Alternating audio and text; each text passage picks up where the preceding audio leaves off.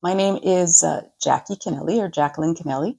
I am a full professor in the Department of Sociology and Anthropology at Carleton University, and I am the principal investigator of this project as well as the co-director with Dr. Liam O'Brien from engineering.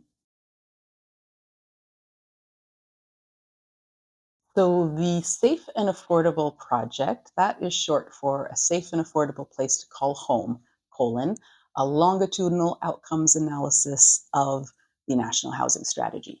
And the purpose of this project, it's a $4.8 million funded project through CMHC, which is the Canada Mortgage and Housing Corporation, in partnership with SSHRC, which is the Social Sciences and Humanities Research Council of Canada. So it's a very large project. It's a large partnership grant. We have 28 researchers from across Canada involved in the project. We have over 30 community organizations. We have an Indigenous advisory board as well as a First Voice advisory board committee.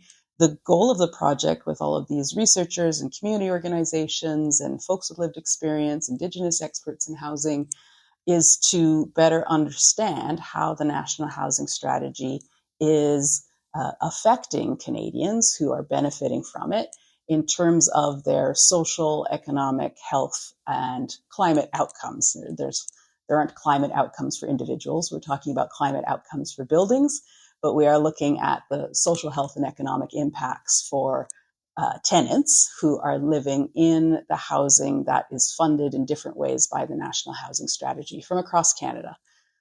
We have 5 different city sites where we are doing longitudinal qualitative interviewing with tenants living in different types of affordable housing.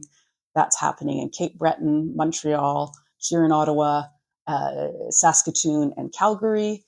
We also have a northern housing theme with researchers who have expertise working in the north on climate impacts of melting, permafrost, as well as housing.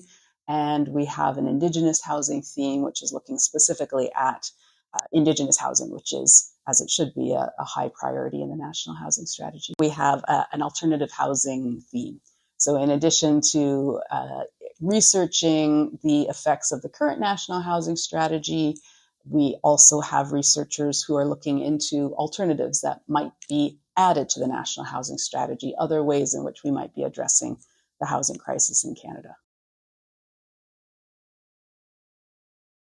The research is framed around existing policy in the sense that we are looking at the outcomes of the National Housing Strategy.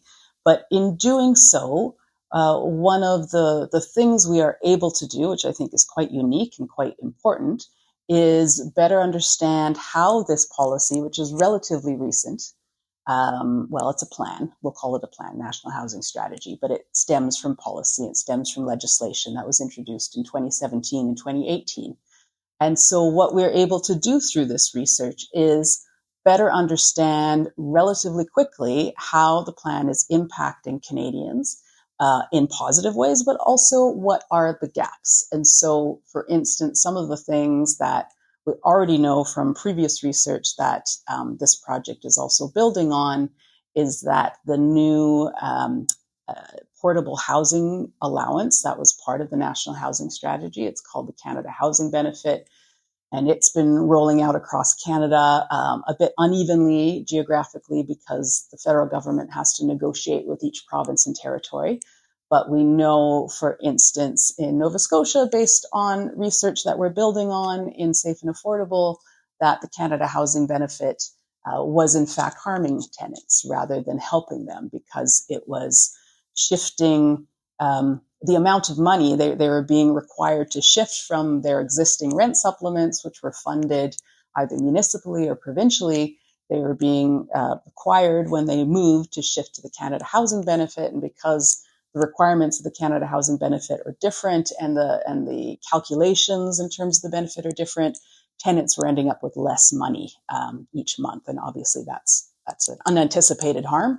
I believe that In Nova Scotia, the benefit calculation has been changed, and I hope that's at least in response to our research. I know that our researcher in Cape Breton, Dr. Catherine Leviton-Reid, has been very involved in housing advocacy and housing policy with the province. So I think that's a great example of how the research can catch gaps and help fill them earlier than might happen otherwise. So one of the themes, we have 6 themes in the project, and one of the themes is housing alternatives. And so we have a group of researchers who are really interested in the kind of outside the box thinking around housing that isn't necessarily included in the National Housing Strategy, but maybe should be. So one example is tiny homes. There's been kind of controversy around whether they ought to be included as housing in different sites. They are being experimented with in other countries, and there are a few communities in Canada that have been setting up tiny homes and housing people in them. So one of our researchers, Carleton researcher in geography, Dr. Patricia Belamingi, is looking at trying to better understand how tiny homes work.